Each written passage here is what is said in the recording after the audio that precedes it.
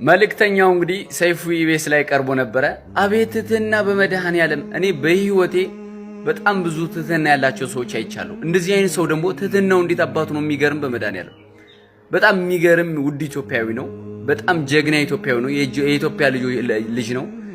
ማስተር አብነትን ይዞ መልእክተኛው፣ ባላደራው በጣም ብዙ መልካም ደግ የሚሰሩ ልጆች አሉና ሰሞኑ እንግዲህ ጭምብሉን አንስቶ ሰይፉ ኢቢኤስ ላይ ቀርቦ በጣም ብዙ ሰዎች ተገርመዋል። በጣም ብዙ ሰዎች ደግሞ ቆሻሻ ነገር አማራ ነው፣ ትግሬ ነው፣ አፋር ነው፣ ቢሻንጉል ነው ምናምን የምትሉ እናንተ መቼም የማያልፍላችሁ መቼም ቢሆን ቋጣሪ ሆናችሁ በመድኃኔዓለም ፍቱ። እኔ ኢትዮጵያዊ ነኝ፣ አንተም ኢትዮጵያዊ ነህ፣ እሱም ኢትዮጵያዊ ነው፣ አንቺም ኢትዮጵያዊ ነሽ፣ እናንተም ኢትዮጵያዊ ናችሁ። አለቀ በቃ። አማራ ነው፣ ኦሮሞ ነው፣ ትግሬ ነው፣ ቆንጆ ነው፣ ወሎ ነው፣ ደቡ ነው፣ ቢሻንጉል ነው ምናምን ፍቱ በእግዚአብሔር።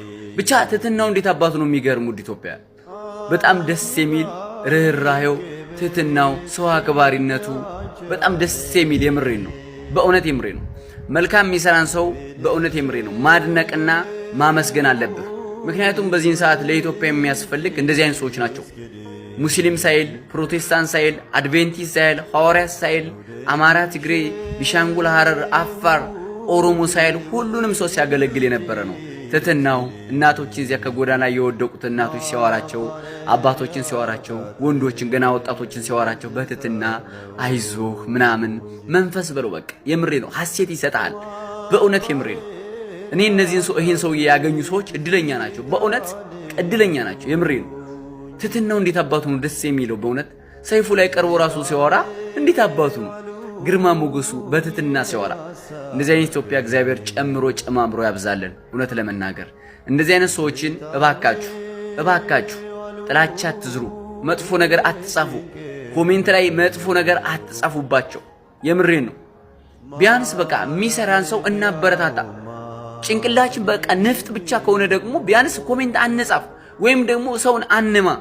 ውድ ሀገሬ ሰዎች፣ ውድ ኢትዮጵያውያን በዚህን ሰዓት ሀገራችን ችግር ውስጥ ባለችበት ሰዓት በዘረኝነት ተከፋፍለን እየተባላላነ ወንድምና እህቱ እየተገዳደለ እርስ በርስ ጦርነት እያቃጀንና እየተበላላነበት ባለን ሰዓት በዚህን ሰዓት የሚያስፈልጉ ሰዎች እንደዚህ አይነት ሰዎች ናቸው።